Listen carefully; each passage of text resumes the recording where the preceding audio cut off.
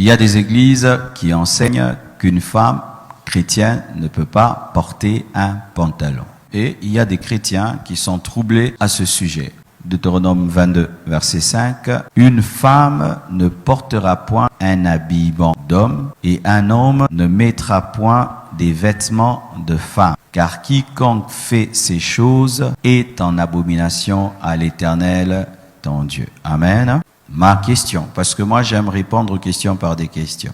Est-ce que le pantalon, à la base, est un habit d'homme ou est-ce qu'il n'y a que des pantalons d'hommes?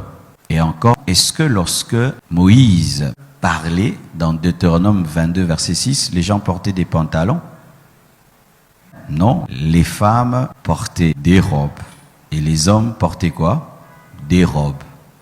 Amen. Hein? Alors, quand quelqu'un te donne un verset, tu dois le ramener dans son contexte. Moïse ne voyait pas un pantalon, il voyait une robe. Donc, Moïse disait qu'une femme ne peut pas porter une robe d'homme et un homme ne peut pas porter une robe de femme. Parce qu'il y avait des robes des hommes et les robes des femmes. Comme aujourd'hui, il y a des pantalons des hommes et des pantalons des femmes. C'est tout. Ah, ça c'est encore une autre chose dans la Bible qu'il faut comprendre. Il y a aussi la place de la culture juive dans la Bible. Voici maintenant. En ce temps-ci, dans notre culture, la robe, particularité la femme, le pantalon, particularité l'homme, mais il y a aussi des endroits où les hommes portent des robes. Au Sénégal, en Côte d'Ivoire, au Nigeria. Tu vas dire qu'ils pêchent? Ils pêchent pas. C'est leur culture. Et même aujourd'hui, je commence à porter des bazins tous les jours. J'ai pêché. Jésus lui-même portait un pantalon. Alors Jésus a porté un habit de femme. Il y a des pantalons d'hommes et des pantalons de femmes.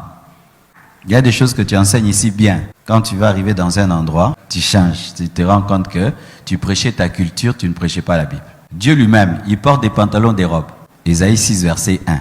La Bible dit quoi? L'année de la mort du roi Osias, je vis le Seigneur assis sur un trône très élevé et les pans de son pantalon remplissaient les temples. C'était le pan de quoi?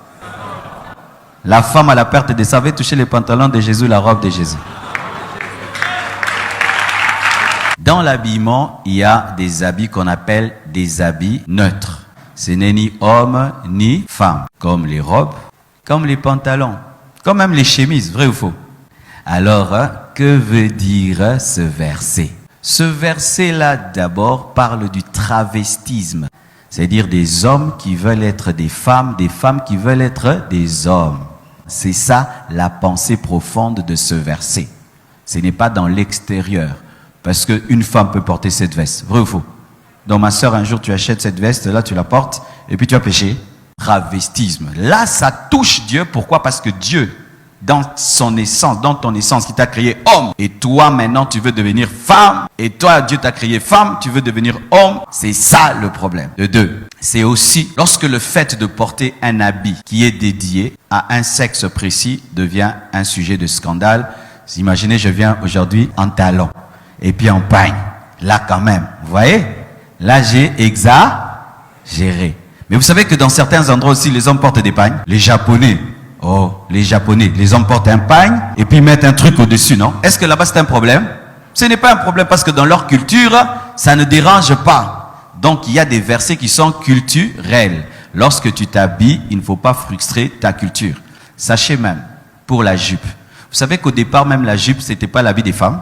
La jupe, c'était l'habit des militaires et l'habit des sportifs. Regardez même les films quand on parle d'Athènes, les gens qui courent, ils avaient des jupes. C'était ça leur culotte. Les militaires romains portaient des jupes. Jusqu'aujourd'hui en Écosse, il y a quoi? La jupe est écossaise. Qui est portée par qui? Des hommes. Les princes d'Angleterre, des fois ils portent une jupe quand ils veulent être dans son habit traditionnel. Ils appellent ça kilt, hein? Un truc comme ça. Et en Écosse, un homme qui porte une jupe, il n'y a pas de problème. C'est leur culture. Donc, qu'est-ce que je conseille en matière de pantalons aux femmes? Ne portez pas des pantalons qui vous serrent. Parce que ça devient de l'indécence. Ce n'est pas le problème du pantalon, mais c'est le problème que ça te sert. 1 Timothée 2, verset 9, la Bible dit « Je veux aussi que les femmes, vêtues d'une manière décente, avec pudeur et modestie, ne se parle ni de tresses, ni d'or, ni de perles, ni d'habits somptueux. La pensée de Dieu, c'est la décence. Quand ton pantalon est décent et il est pudique, il n'y a pas de problème. Mais aussi, si tu n'as pas besoin d'en porter, tu te contentes des pagnes, des robes et des jupes, tant mieux, continue ainsi. Tout ce qui se fait sans conviction est un péché. Il y a d'autres choses, tu sens que ce genre d'habit ne passe pas. Comme il y a des femmes, elles ne portent jamais de jupes, elles portent que des robes. D'autres femmes qui portent que des pagnes. Alors maman, continue ainsi. Mais je ne veux pas te dire sur base que c'est un péché que tu portes un pantalon, mais ça c'est ta conviction, la manière dont Dieu te dirige et te conduit. Amen. Hein? Deuxième question, le port du voile. Prenons le verset qu'une femme doit prier la tête voilée. Même si tu as péché, on ne peut pas se serrer les mains, mais si on se serre les coudes, ça va aller.